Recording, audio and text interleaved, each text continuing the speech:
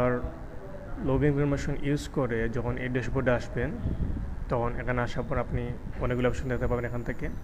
তো আপনার প্রথম কাজ হচ্ছে আপনি আপনার প্রোফাইলটা সেট আপ করে নেবেন। আমরা তো আপনাকে একটা সেলার অ্যাকাউন্ট ক্রিয়েট করে দেবো, সেখানে একটা প্রোফাইল নেমে আপনার সুপার নামগুলো আপনার ক্রিয়েট করে দেবো।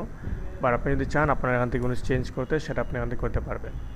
তো প্রথমে আপনি এখানে আসার পর এই যে আলো শপ, এটা হচ্ছে আপনার একটা শপের নেম। এখানে আপনার ইমেল থাকবে, আপনার ফোন নাম্বার, আপনার লোকেশন, আপনার জয়েনিং ডেট, আপনি কবে জয়েন হয়েছেন সেটা এখানে থাকবে। এখানে আপনার শপের অ্যাড্রেস দেখতে পারবেন, এখানে ব্যাঙ্ক লিঙ্ক দেখতে পারবেন, পেপাল যদি থাকে তাহলে দেখতে পারবেন, অ্যাকাউন্ট স্ট্যাটাস কেমন আছে সেটা দেখতে পারবেন, এবং ব্যাঙ্ক অ্যাকাউন্ট এখানে দেখতে পারবেন। এটা আমরা আপনার আলো শপে আমরা ডেমো ইউজ করছি আপনাকে বোঝানোর জন্য। আপনি যদি আপনার চান আপনার এই স্টোরির নামটা চেঞ্জ করতে চান বা আপনার অন্য কিছু আপডেট করতে চান, তাহলে আপনি এখান থেকে এডিট প্রোফাইলে যাবেন। এডিট প্রোফাইল আসার পর এখানে আপনি আপনার যদি শপের নাম চেঞ্জ করতে চান তাহলে এখানে শপের নাম দিবেন, সেই নামটা বাংলাতে এখানে দিবেন। আপনার শপের অ্যাড্রেস এখানে দিবেন, শপের অ্যাড্রেসটা বাংলাতে এখানে দিবেন। আপনার একটা ভ্যালিড ফোন নাম্বার যেটা আপনি রেজিস্ট্রেশন করার সময় দিয়েছিলেন সেটা এখানে দিবেন।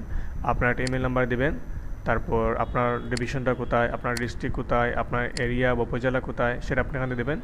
গুগল ম্যাপে যদি আপনার ইউআরএল থাকে তাহলে সেটা এখানে দিবেন। তারপর এই যে শপ লোগো, অর্থাৎ আপনার শপের যদি লোগো ইউজ করতে চান তাহলে আপনি এখান থেকে একটা লোগো ইউজ করবেন। কীভাবে সেটা করবেন সেটা আপনার দেখাচ্ছি আমরা। যেমন নো ফাইল চোজেন, আপনি এখানে ক্লিক করবেন। ক্লিক করার পর আপনার যে লোগোটা আছে আপনি সেই লোগোটা এখানে দিয়ে দিবেন। তারপর ব্যানারের মধ্যে নো ফাইল চোজেন এখানে ক্লিক করবেন, করার পর আপনার ব্যানারটা এখান থেকে সিলেক্ট করে নেবেন। সিলেক্ট করার পর যদি আপনার ব্যাঙ্ক অ্যাকাউন্ট ব্যাঙ্ক নেম যদি আপনি দিতে চান তাহলে এখানে ব্যাঙ্ক নেম দিবেন, ব্যাঙ্ক অ্যাকাউন্ট নেম দিবেন, ব্যাঙ্ক অ্যাকাউন্ট নাম্বার এখানে দিবেন। যদি পেপাল ইমেল আপনার থাকে তাহলে সেটা এখানে অ্যাড করবেন।